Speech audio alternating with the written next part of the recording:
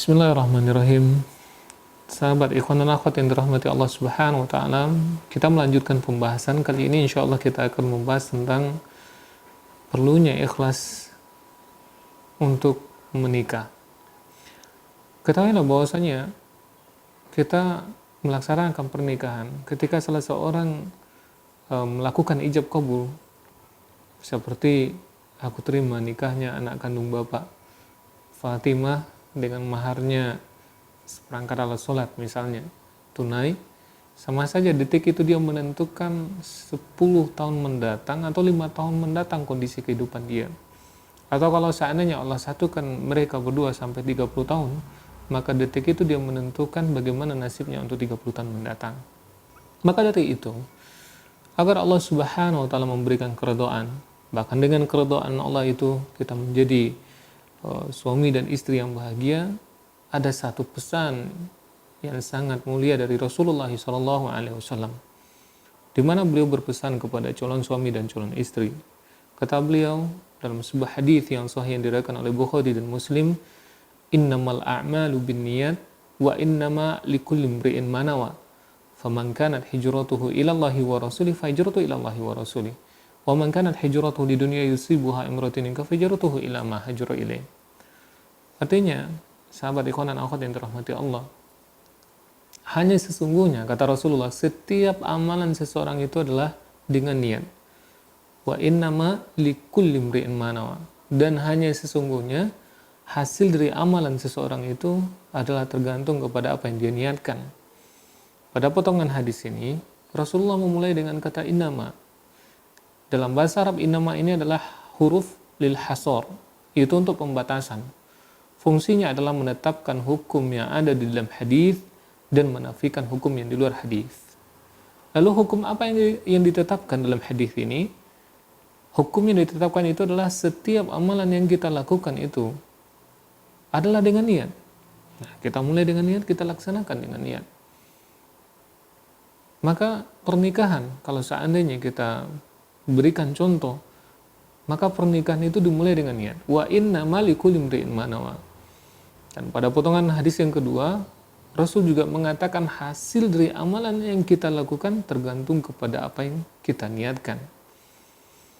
Maka ulama menyebutkan bahwasanya hadis ini adalah nisful ibadah. Setengah dari ibadah adalah hadis ini. Hasil dari amalan seseorang yang dia lakukan seperti pernikahan, maka setengah hasilnya itu bisa dilihat daripada niat. Pertanyaan selanjutnya, apa yang dimaksud dengan niat? Ibnu Mansur mengatakan dalam kitab Lisanul Arab, niat itu adalah azmul qalbi ala amri minal umur. Niat ini adalah usaha hati seseorang terhadap amalan yang dia lakukan. Maka yang harus kita fahami, ikhwan dan akhwat yang dirahmati Allah, yang berusaha pertama kali dalam amalan termasuk pernikahan adalah azmul qalbi, adalah usaha dari hati kita. Maka sungguh kita memilih, kita memilah, kita menolak dan kita ditolak, itu bagian dari niat.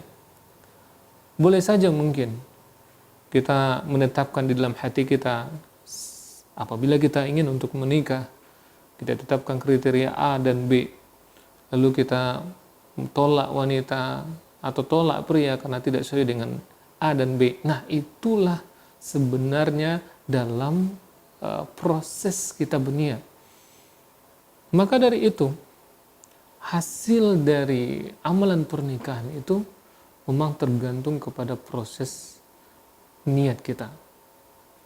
Sehingga ada sampel dari Rasulullah SAW dalam lanjutan hadis, "Faman kanat hijratuhu ilallahi wa rasulih fa hijratuhu ilallahi wa rasulih."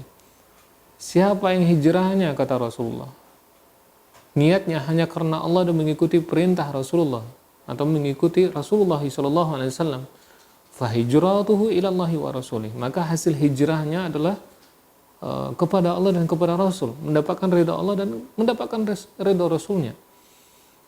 Akan tetapi wa man kanat hijratuhu lidunya yusibuha imratin fa hijratuhu ila ma hajara ilaih. Tapi siapa yang niat hijrahnya itu adalah karena dunianya saja, mungkin ada harta atau tahta, awim ra'atin atau karena wanita yang dia nikahi dalam bentuk syahwat saja, fa hijratuhu ila ma hajara ilaih, maka hasil dari hijrahnya itu adalah tergantung kepada apa yang dia niatkan. Kalau seandainya dia berhijrah dengan niat dunia, Allah beri dunianya, harta atau tahtanya.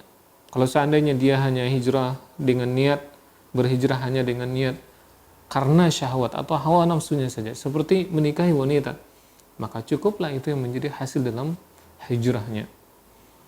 Fahijratu ila ma hajara ilaih, sungguh hasil hijrah seseorang itu sesuai dengan apa yang dia niatkan atau dunia yang dia niatkan, kalau memang dia niat dunia. Lalu kenapa hijrah dicontohkan? Ingat, hijrah itu adalah amalan yang berat loh dilakukan oleh sahabat dahulu. Mereka intiqal min biladil syirk ila biladil Islam.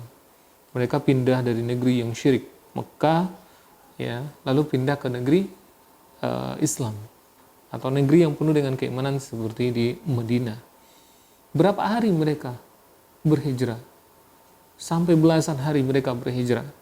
Lalu yang mereka hadapi bukanlah perbukitan yang penuh dengan pohon yang rindang, enggak. Akan tetapi mereka itu berhijrah di padang pasir yang luas, yang tandus, kering lagi, ya, perbukitan yang bebatuan yang luar biasa. Nah, kemudian mereka berhijrah pun, yang perlu kita ingat, mereka mengorbankan harta, mereka mengorbankan pekerjaan mereka. Mana yang harta yang tidak bisa dibawa, nggak bisa dibawa, ya, ditinggal di Mekah. Pekerjaan mungkin mereka berhenti, entah dapat mereka bekerja di Madinah atau tidak nanti, wallahu alam. Orang yang mereka cintai, yang tidak mau berhijrah, seperti ayah dan ibunya yang tidak mau berhijrah, mereka tinggalkan. Bahkan sampai kepada nyawa sekalipun mereka korbankan untuk berhijrah. Coba bayangkan, harta, kemudian pekerjaan, maisha, sampai kepada nyawa pun, ya, mereka korbankan untuk berhijrah. Itu para sahabat. Lalu kata Rasulullah, siapa yang hijrahnya karena Allah Subhanahu wa taala, maka dia akan mendapatkan ridha Allah dan ridha Rasulullah. Kalau memang hijrahnya karena Allah dan Rasulullah. Tapi siapa yang hijrahnya itu karena dunianya saja, harta atau tahta, atau karena hanya syahwat saja, Allah beri itu, sedangkan ridha Allah, ridha Rasulullah tidak akan didapatkan. Intinya, amalan berat saja sudah diukur kepada niat seseorang. Lalu bagaimana dengan kita? Sahabat, ikhwan dan akhwat yang dirahmati Allah, bagaimana dengan kita? Kalau seandainya kita menikahnya dengan untuk dunia saja, yang jelas menikah itu tidak seberat hijrah. Walhasil, kita berharap nih, tolong bersihkan niat kita, ikhlaskanlah niat untuk menikah itu, memilih calon, ya, kemudian melakukan proses selanjutnya setelah memilih calon, niat ikhlas kepada Allah Subhanahu wa taala. Kita menikah hanya untuk Allah Subhanahu wa taala. Demikian pembahasan kali ini, insyaallah kita akan lanjutkan pada video berikutnya.